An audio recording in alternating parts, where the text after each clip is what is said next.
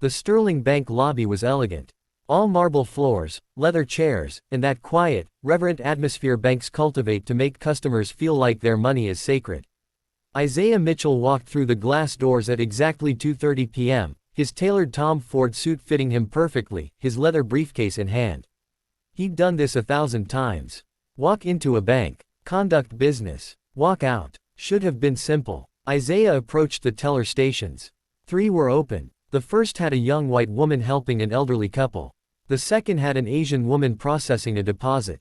The third was empty. The teller, a blonde woman in her 30s named Karen Chen according to her nameplate, standing there scrolling through her phone. Isaiah walked to her station. Karen looked up. Her eyes swept over him briefly, then returned to her phone. "Excuse me," Isaiah said politely. "I need to make a withdrawal."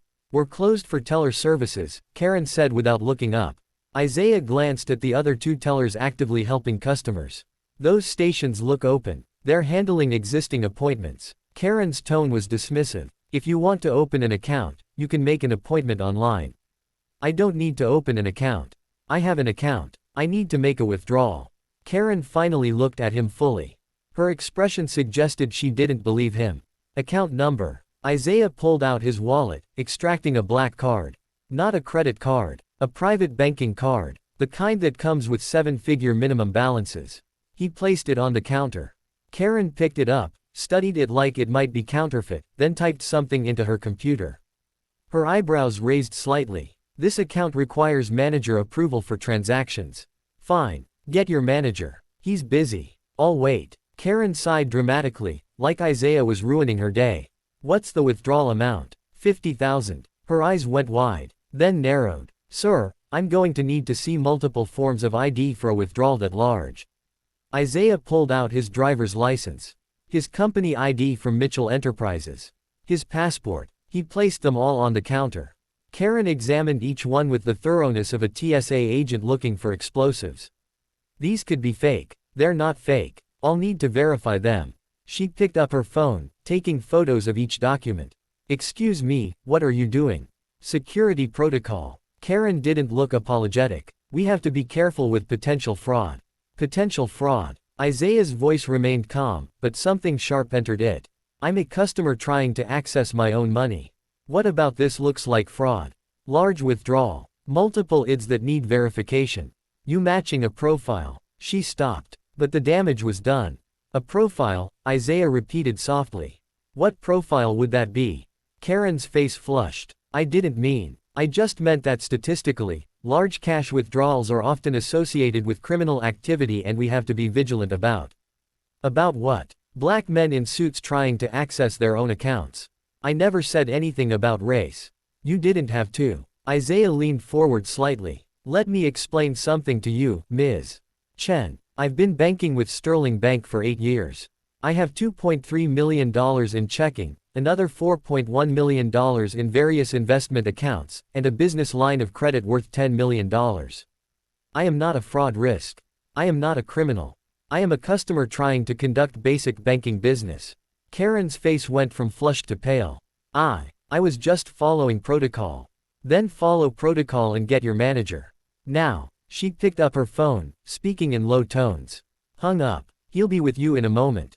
"Thank you." Isaiah stood at the counter, aware that other customers were now watching.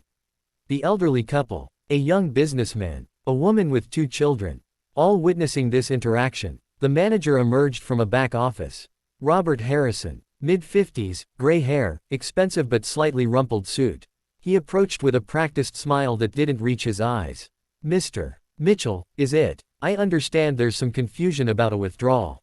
"No confusion. I want to withdraw $50,000 from my account. Your teller is treating me like a criminal instead of a customer." "I'm sure Ms. Chen was just being thorough. We take security very seriously here at Sterling Bank." "Security? Is that what you call it?" Isaiah pulled out his phone. "Tell me something, Mr. Harrison. Do you require manager approval for all withdrawals over a certain amount? Or just when the customer is black?" Harrison's practiced smile faltered. "Sir, that's an inflammatory accusation. It's a question. Answer it. We have protocols for large cash transactions." "That's not what I asked." Isaiah's voice was steel now. Do you require the same verification process for all customers? Or do some customers get different treatment based on how they look? Harrison glanced around, suddenly aware of the audience. Perhaps we should discuss this in my office. No, we'll discuss it right here. In front of everyone. Because I want witnesses to what's about to happen. Sir, I don't appreciate your tone. And I don't appreciate being discriminated against in a bank where I'm a high-value customer. Isaiah pulled out his phone, opening the banking app. He turned the screen toward Harrison. See that balance? That's just one account. Want to see the others? Harrison's eyes went wide as he looked at the numbers. Now, Isaiah continued, his voice dropping lower, more dangerous, are you going to process my withdrawal, or are we going to have a problem? Of course, Mr. Mitchell. Right away. Harrison turned to Karen. Process the withdrawal. Immediately. But sir, protocol says. Process it. Harrison's voice cracked slightly. Karen began typing, her hands shaking slightly. I'll need to access the vault. This will take about 15 minutes. I'll wait. She disappeared into the back. Harrison lingered awkwardly. Mr. Mitchell, I apologize if there was any confusion. There was no confusion. Isaiah's eyes were hard. Your teller profiled me. You enabled it. And this is how you treat a customer with over $16 million in assets at your bank. Harrison went pale. $16 million. Give or take. I don't track it that closely. Isaiah checked his watch. You have 15 minutes to get me my cash. And then I have some phone calls to make. Phone calls. To your corporate office. To file a formal discrimination complaint. Isaiah's smile was sharp. And possibly to my lawyers. We'll see how I feel after this is resolved. Harrison looked like he might be sick. Sir, please, let's not escalate this. I'm sure we can come to some understanding. Understanding. You want understanding. Isaiah's voice rose slightly. Not shouting, but loud enough that every person in that lobby could hear. I walked into this bank as a customer. A loyal, high-value customer. And I was treated like a criminal. Your teller took photos of my IDs like I was trying to commit fraud. She told me I matched a profile. She made me feel unwelcome in a place where I've banked for nearly a decade. Mr. Mitchell, I'm not finished. Isaiah stepped closer. Do you know what I do for a living, Mr. Harrison? No, sir. I'm the CEO of Mitchell Enterprises. We're a tech company. We build financial software, including. Isaiah paused for effect, including the banking software that Sterling Bank uses for your commercial accounts. Harrison's face went from pale to gray. That's right. Your bank uses my company's software. We have a $50 million contract with Sterling Bank. A contract that comes up for renewal in. Isaiah pretended to think, 3 months. Sir, please. I'm still not finished. Isaiah pulled out his phone again. I'm also on the board of the Greater Virginia Business Coalition. We represent over 5,000 businesses in the region. Many of them bank here. And I'm sure they'd be very interested to hear about the customer service at Sterling Bank. About how customers are treated based on the color of their skin rather than the size of their accounts. Harrison was sweating now. Mr. Mitchell, I assure you, this is not how we normally operate. This was an isolated incident. Was it? Because from where I'm standing, this seems pretty systematic. Your teller felt comfortable doing this. You backed her up initially. This suggests a culture, not an anomaly. Karen emerged from the back, carrying a cash counting device and several stacks of bills. She looked terrified, set everything down at her station and began counting. Isaiah watched her work. The silence in the lobby was oppressive. Everyone watching. Everyone knowing exactly what was happening. When Karen finished counting, she placed the cash in an envelope with shaking hands. $50,000, Mr. Mitchell. Would you like to verify the count? I trust you can count. Isaiah took the envelope, placing it in his briefcase. Then he pulled out his phone and made a call right there in the lobby. Janice, it's Isaiah. I need you to do something for me. Transfer all Mitchell Enterprises accounts out of Sterling Bank. Yes, all of them. Business checking, payroll, investment accounts, everything. He paused, listening. I don't care where. Chase. Bank of America. Somewhere that doesn't discriminate against black customers. Another pause. Yes, I'm serious. I'm standing in Sterling Bank right now, and I just had the most degrading experience of my professional life. So yes, move everything. Today. He hung up. Made another call. David. Isaiah Mitchell. I need a favor. You handle corporate litigation, right?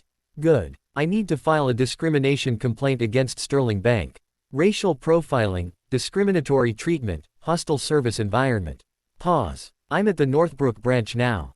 Can you send someone to take statements? Perfect. They'll be here in 20 minutes. Excellent. Thanks, David. Another call. Rebecca. It's Isaiah. You know that profile piece you wanted to do on minority-owned businesses facing discrimination? I've got a story for you. Sterling Bank. Northbrook branch. Yes, I'm serious. Can you get a camera crew here? 30 minutes. Perfect. Harrison looked like he was watching his career implode in real time. Mr. Mitchell, please. Let's talk about this reasonably. Surely we can. Reasonably. Isaiah pocketed his phone. You want to talk reasonably? Let me tell you what reasonable looks like. Reasonable is treating every customer with respect regardless of what they look like. Reasonable is not profiling people based on skin color. Reasonable is not making assumptions about who can and cannot afford to bank here. I completely agree. Then why didn't you do it? Isaiah's voice cut like a blade. Why did your teller feel empowered to treat me like a suspect? Why did you initially back her up instead of apologizing immediately? Why is it only now, when you realize who I am and how much money I have, that you're suddenly falling over yourself to make this right? Harrison had no answer. Isaiah turned to address the entire lobby. Let me say something to everyone here. What you just witnessed is what black people deal with every single day. In banks, in stores, in restaurants, everywhere. We're presumed to be criminals until proven otherwise. We're questioned and scrutinized and made to feel like we don't belong. Even when we have money. Even when we have status. Even when we've done everything right. He turned back to Harrison. Your branch just lost a customer worth $16 million. And in about, he checked his watch, 6 minutes, you're going to lose a corporate account worth another $50 million. And then my lawyers are going to arrive. And then the news crew is going to arrive. And by tonight, Sterling Bank is going to be famous for all the wrong reasons. Mr. Mitchell, please. Harrison was begging now. Tell me what I can do to fix this. What do you want? A formal apology. Disciplinary action. Free banking services. What do I want? Isaiah considered. I want you to understand that this isn't about money. It's about dignity. It's about being treated like a human being.